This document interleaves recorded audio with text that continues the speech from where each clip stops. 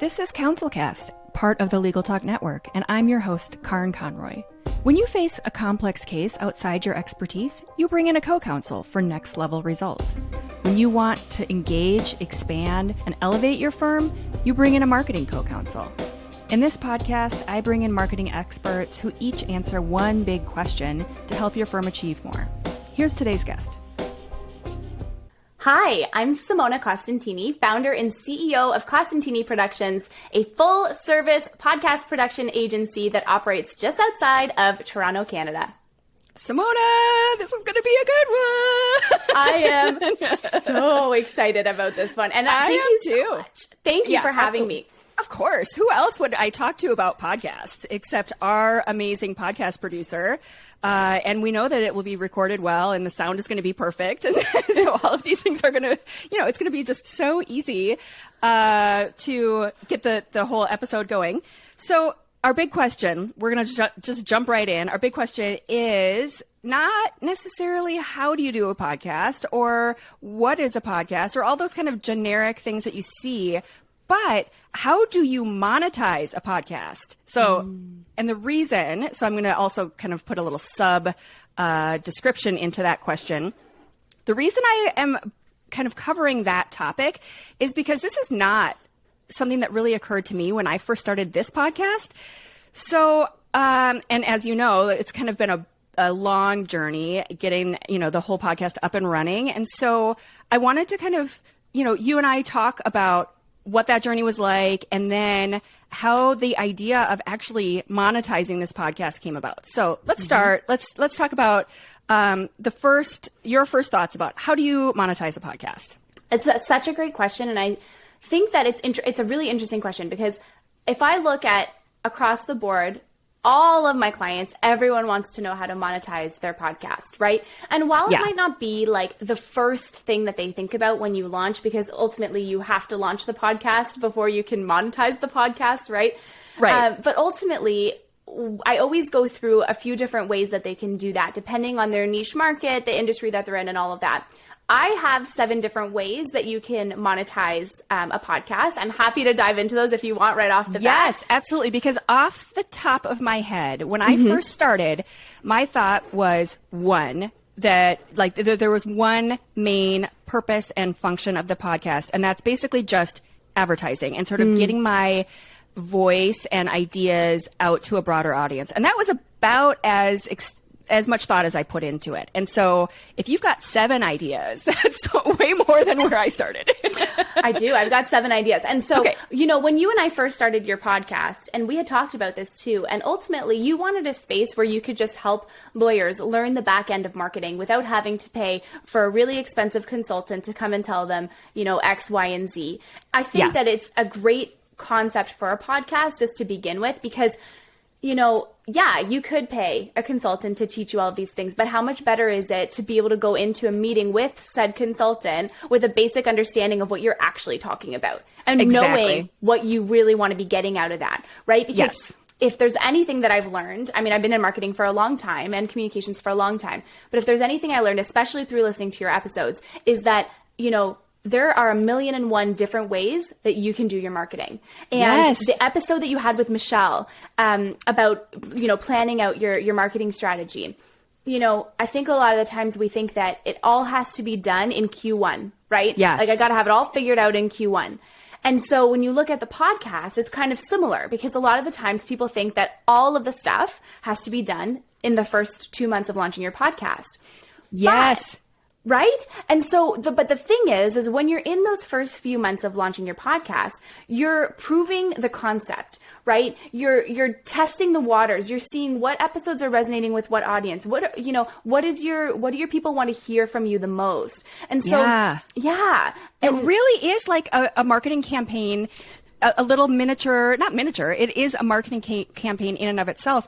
Yeah. And in any marketing campaign, you don't start knowing what's going to work. And so you have to start with some flexibility, knowing that you're going to, try different things, figure out what resonates, and then kind of come back and have a kind of coming to Jesus or whatever you want to call it, where you look at the numbers and then kind of adjust as necessary. Exactly. And you kind of figure out what it is that you want to do. And I'm sure you even feel this way too. Like, you know, in the beginning, you have your list of guests that you want to have on and you have your list of people that you want to have on. But then as you grow, you're like, you know what, let's talk specifically about this and let's find the expert in this. Let's talk specifically about this and then find the expert in that. And I just think that, you know, podcasting has so many different opportunities, and it's why I love this platform so much, because there's so much you can do. So did you want me to go into some of the monetization? Yes, Okay. Let's talk about the 7. Okay, so let's talk about the 7. So of course, so when you talk about monetization, of course, sponsorship is the first thing that comes to every single person's mind. Right. It's all about getting that sponsor on your show, you know, making the big bucks, and having it ultimately pay for the cost of your production, right? That's the dream. Yeah, because, I mean, to back up one step, if you're doing a good podcast and you're doing everything right, it is not a cheap endeavor. And so, you know, by planning, looking at it as a marketing campaign and planning that piece of it out, you need to keep that budgetary item in mind, that you will need a producer, you need certain software, you're going to need equipment, you're going to need a lot of different things. And then there's a lot of ongoing costs. And so you need to plan for that. Otherwise, it's just going to fail. So knowing that you have all these costs and then being able to offset that with sponsorship is amazing. Absolutely. And I think that, you know, really goes back to, if you go even a step further, like a step, you know, even more back in that, when you're doing the podcast, when you're starting the podcast to begin with, it's really being clear about your why. Why are you starting the podcast, right? If it's to make a ton of money, perfect. That's a very reasonable why. If it's just to educate, perfect. Also equally as reasonable, right? And so I think it's about making sure that you are very clear in what your direction is going into the podcast, because then that will dictate the type of sponsorship that you're trying to get on your show. So, so you have your sponsors. That makes a lot of sense, because then you look at the sponsors, based on, do I care about making this really profitable, or am I just looking to cover my costs? And if I care about making it profitable, I need a sponsor that's going to probably pay me 2 or 3 times what, you know, just a covering their cost kind of sponsor would pay. Exactly. And, you know, so when you look at regular sponsorship, it is a bit of a harder method to create a lot of money, because it's based off of downloads, right? So the industry standard is $20 to $25 per $1,000 per 1,000 downloads. And so that's cost per mile. So your cost per mile is $20 to $25, and you essentially, that rate depends on if you're placing the ad in the beginning of the episode, the middle of the episode, or the end of the episode. So that is also, you have to keep in mind as well. So, you know, if your rate is $20 and you're getting about 1,000 downloads per episode, you're at what? $120 for the month, right? Yeah. And so you got to make sure that rate actually makes sense for you. Right. So, you know, that's where it gets a little bit different, is that you can, yes, the industry average is $20, $25, but if you have a product that's niche enough, that's specific enough, that you're targeting to your audience, that you know that they're going to need, you have more leverage there, right? Yeah. You can increase that rate a little bit. Yeah, especially because, exactly, because you know that this isn't just a really broad group of listeners that might be across all, you know, types of whatever. Platforms. It's for example, this podcast is almost exclusively lawyers. And so someone who's looking to advertise to lawyers would get a very condensed group of that type of clientele. Whereas, like, if you're looking at a broader, more nationwide podcast, you might get 10 or 15% of that audience is lawyers. So it's the same number. Exactly. And your ROI as a sponsor becomes even greater the more niche down. I think if you have a niche down audience and your listenership, like your audience is engaged and is listening to your entire episode, that rate of completion and like that likelihood that they're going to go and purchase that product is a lot more, because it's actually relevant to them in their lives, right? Yes. Whereas, if I'm listening to your podcast, I'm not a lawyer. The specific thing that you're promoting may not be relevant to me, even though I enjoy your episodes, right? Yeah. You know what I mean? So like, that's the difference, right? Exactly. And I think too, like, Yeah, so that's the first way is through that's number sponsors. That's number one. Yeah. The next few don't require like that much more explanation. It's just, a lot of people are so intrigued by sponsorship, right? Like, how do I get a sponsor and all that? So I just want to provide some more context. So, okay, the next way is like self-sponsorship. So that can be through promotion of your courses, your digital media products. You're talking about, maybe you are a, I don't know, what kind of lawyer could we be here? So you could be like you could be an estate planning lawyer who has like let's say you have some app or some software that you sell over on the side, and it's almost a separate company, or sometimes it is a separate company, and that company is paying the podcast. Is that kind of what you're alluding to? Sort of, you have separate parts of your business and one is paying the other? Yeah, exactly. So if you run a course through your business, you can take that course and you can be promoting it through your own podcast and kind of doing it that way. Then the next way that I like to sponsor, the next way that I like to monetize podcasts is by creating your own ads for your own services. So this would be more service-based. So book a consultation call with me. Here's a free 30-minute assessment. Do you need an injury lawyer? Book your 30 minutes here, right? How do you figure out your marketing budget? Maybe there's a quiz right on my website that helps you to figure that out. Exactly. Which there is. Link in the show notes. No. Exactly. But then on the flip side of that, like if you're a lawyer listening to this right now and your firm has budget for advertising, why not find a podcast where you can niche down to people who maybe want to learn more about estate planning?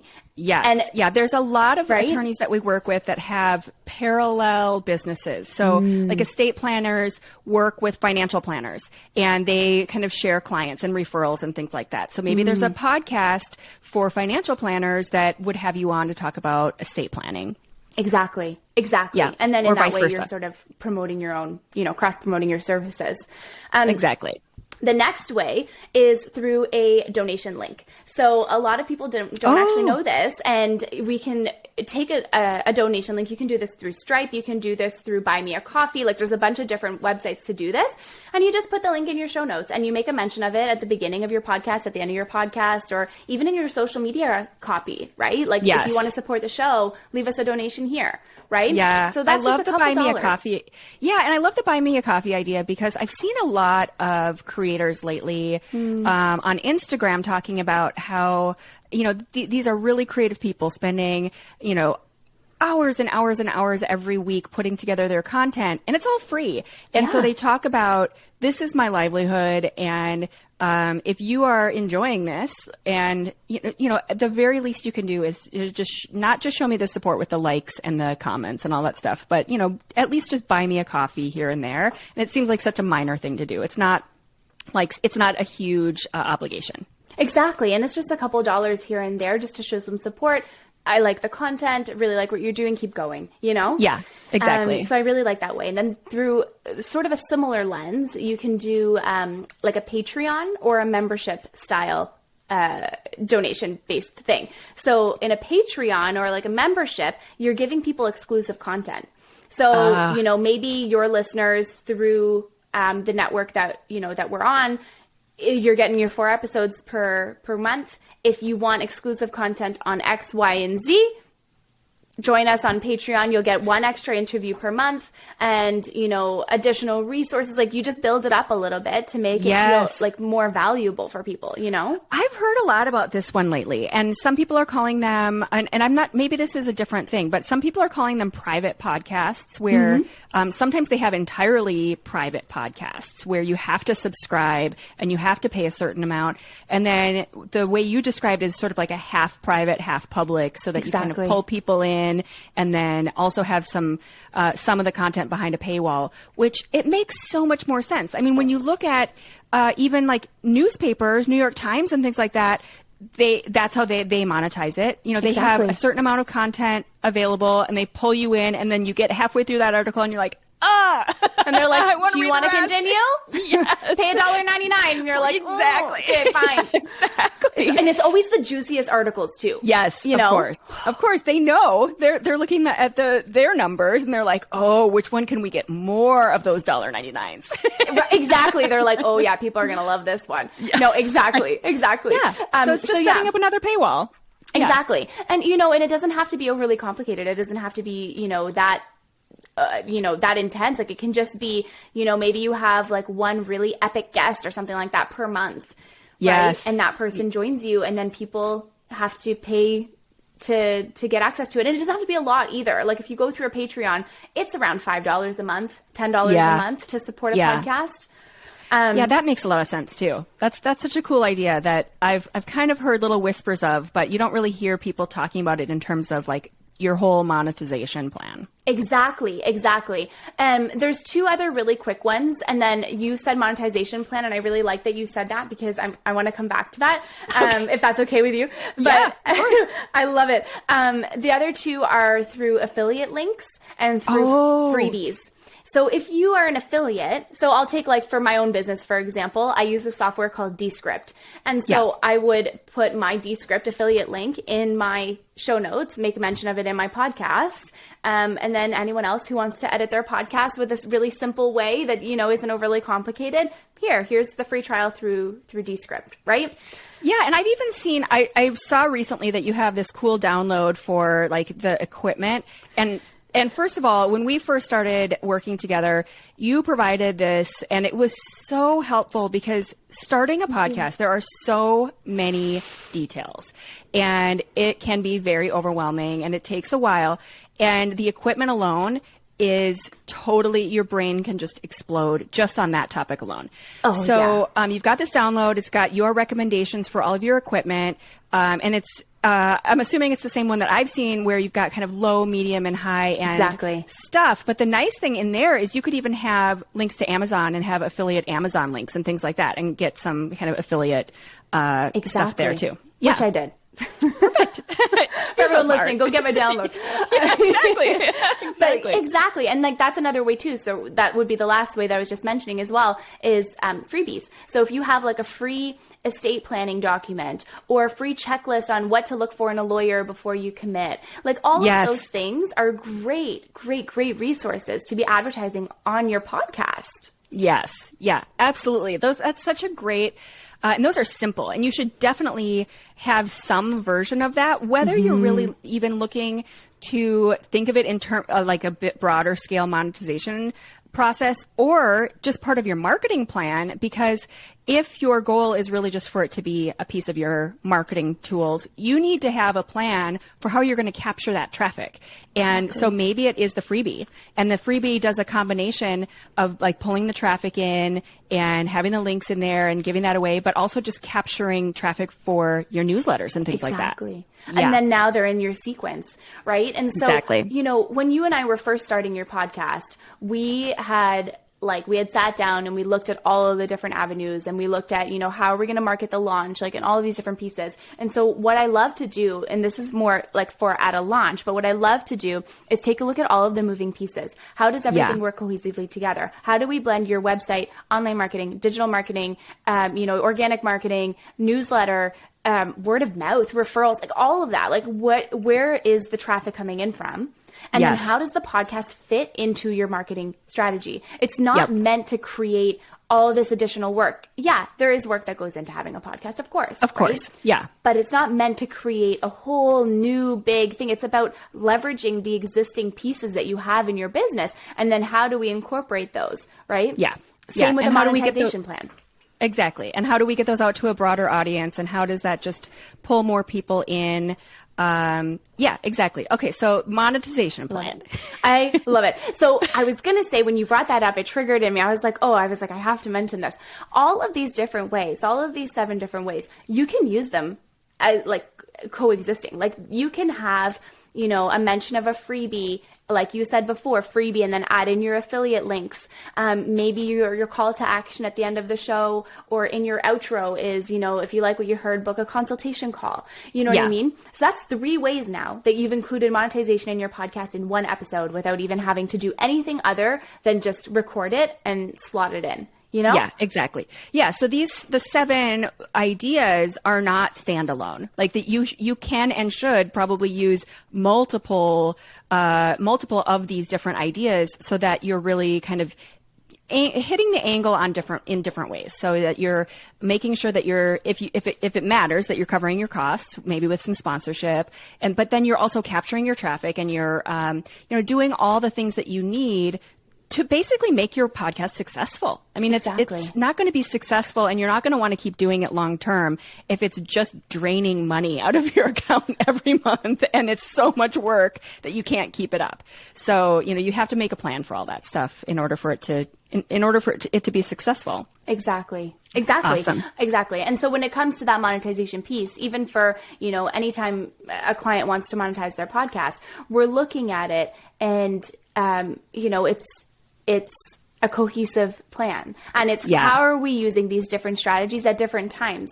right? Like you can use them all interchangeably, or are we recording a set of ads, a series of ads that are being rotated, and every single week has its own ad until X, Y, and Z has launched, right? So there's a lot of different ways to do it. And I think that's the fun part, is building out the strategy for that. So yeah, because you could I know at one point we were talking about seasons and how certain podcasts have seasons. And usually that is because they have a very specific subject or topic that they're covering.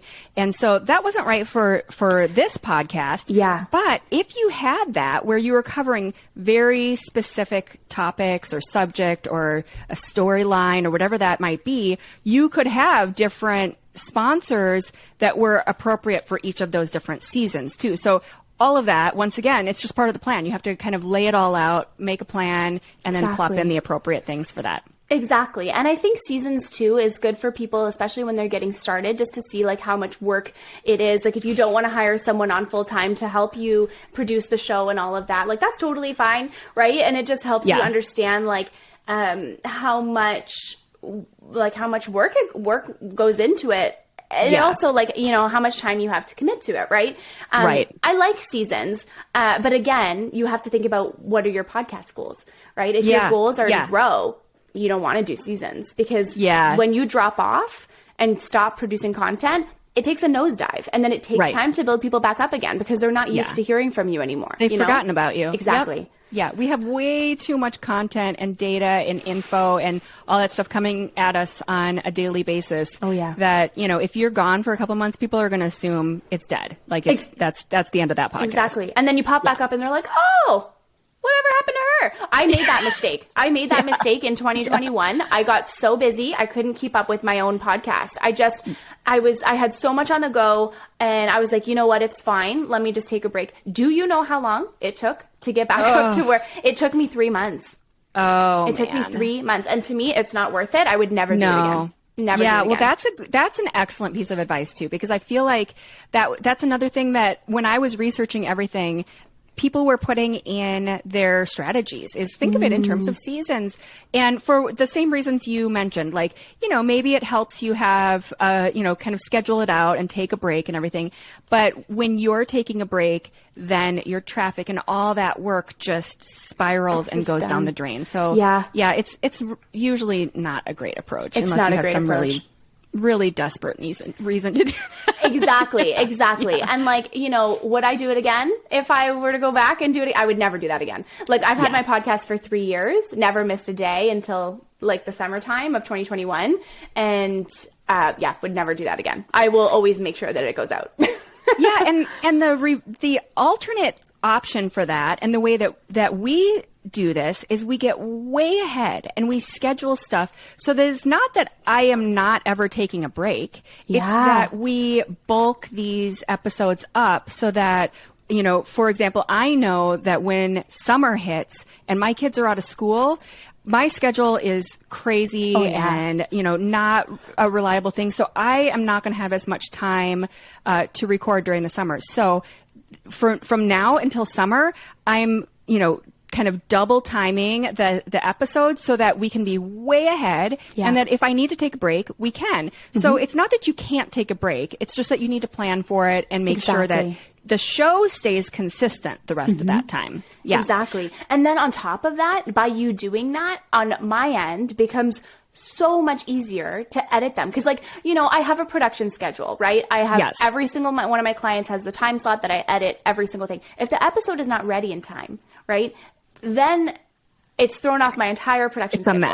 It's a mess. Yes. And it happens a lot, right? Because, you know, not everyone plans ahead, right? Yeah. Like no matter how much you try, and that's okay. It's a learning experience. It happens, right? Right. But, you know, by having those episodes available, I'm like, oh, I got a random Thursday night where I'm not doing anything. Let me edit an episode to get us ahead. Yeah, and then you can get ahead. And then you can get ahead. And so, and that way it was more work initially to get kind of ramp up and get all those episodes done and get ahead. And then, you know, during the holidays, that was the break. And so now we have to kind of ramp back up and get ahead again. But, you know, we're only producing a show once a week. So if I'm recording a few shows each week, it's pretty easy to get ahead pretty quickly. Exactly. So, I think you have content all the way until May at this point. Yeah, now. Yeah, it's awesome. It's amazing. So, yeah, exactly. So it's not too bad. It's just making that plan and then knowing that you want to get that far ahead so that you have all that cushion in your schedule and you can take breaks when you need to. Exactly. Yeah. All right, Simona, you know that our audience is full of tireless lawyers who don't have time for a book that's not worth it. So what is your book recommendation that is worth it? So I love this book. I'm reading it right now. It is such an amazing book. I love everything Brené Brown. I think that she is, I love her research-based approach and blending the research with the energetics and like the spiritual, you know what I mean? Like I love that combination. Yes. So I'm reading her new book right now, Atlas of the Heart. Have you heard of it? I have, and it's on my list. Good. Yeah, I get everything through the library, so I am probably like 25 weeks away. You will read it next year. No, I'm just kidding. Yes, exactly. But sometime in the future. Exactly. And you know what I love about the subtitle, I'm gonna read it because I'm gonna butcher it if I don't read it, but it says Mapping Meaningful Connection in the Language of Human Experience. And what I love about this book is that it translates into so many different industries, right? You're lawyers.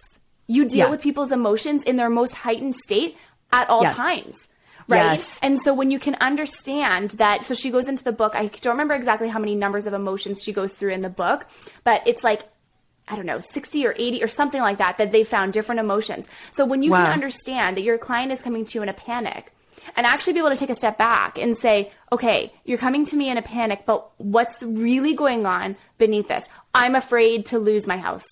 You know what I mean? That's the emotion. And then that's where the empathy comes in. And then that's where the understanding comes in.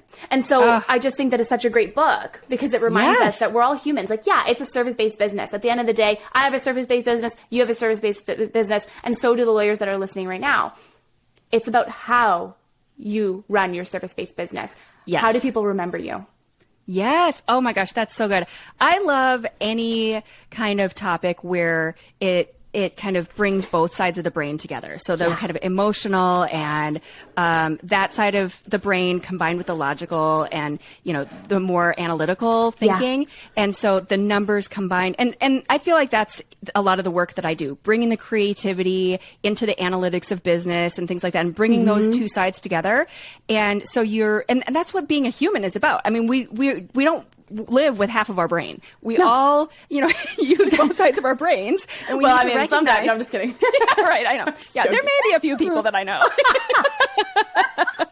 Not mentioning any names. No, nothing. Yeah, exactly. But for the most part, a lot of people, I just saw a comment recently about one of our previous episodes, and they were saying that all this woo-woo stuff about running a law firm, and I don't know what that has to do. Some of us just went to law school because we want to be trial lawyers. And I thought, really? And this particular episode was about really kind of tapping into that empathy. And I'm thinking, so my response was, can you imagine trying to appeal to the jury in your trial without using any emotion? Like, that's just not happening. Exactly. They are making a decision, there's psychology behind that decision, and without recognizing or tapping into that or realizing that that is a significant part of your work, that you have to connect on that level, you're never going to have the kind of success that you're aiming for. Exactly. And then as you're saying that, in addition to that, I'm thinking to myself, could you imagine being on trial for something, anything? I hope that I would not do well. I would not do well if that was me. I'm just saying that right now. But imagine, and you're terrified. You know what I mean? Yes. Because maybe sometimes whatever you're on trial for, maybe you didn't mean to do it. You know what I mean? Right. And you're terrified. Or you didn't do it at all. Or you didn't do it at all. And could you imagine having a trial lawyer who couldn't empathize with you and didn't care about you? Yeah. I could never, and no one's going to want to refer you business at the end of the day. Exactly. And not only do they not care, they don't see any value in going down that road and even talking about the feelings and the emotions and the, trying to connect with the jury. And they just think that's all a bunch of, it's not really, there's no real point in that. Let's just talk about how much money we're going to win or whatever, the really super overly analytical side of that brain is doing. So, to try to set either side of your brain aside it's just, you're not going to kind of reach the levels or get to the success or accomplish whatever you're trying to accomplish by doing that. It's just not going to work. Yeah. It may have worked years ago. It may have been a really, good method years ago, but I just don't think that that's the way society runs anymore. With the way that things have changed in the world, having to deal with people's mental health on a different level, all the more reason to show people empathy and caring and that kind of thing. And so when you say that, in my mind, I kind of feel sad for whoever that person was, because it's kind of it's too bad that you don't get to experience what that feels like from the other side, and that just shows emotional maturity to me, Yes, absolutely. Yeah. They just they're not even recognizing the value of that whole side of life, really. Yeah. That sounds so good. Okay. We will obviously. Yeah. My whole podcast is talking about stuff like this, so I literally could go on forever. So we're going to have to cut this off. And I meant to mention it earlier. So Simona is also the host of Happiness Happens podcast, which does tie into a lot of these topics and kind of how to bring all of that empathy and emotion and happiness into just your daily existence. And so definitely check that out. We'll obviously link to that in the show page and the show notes and all of that stuff.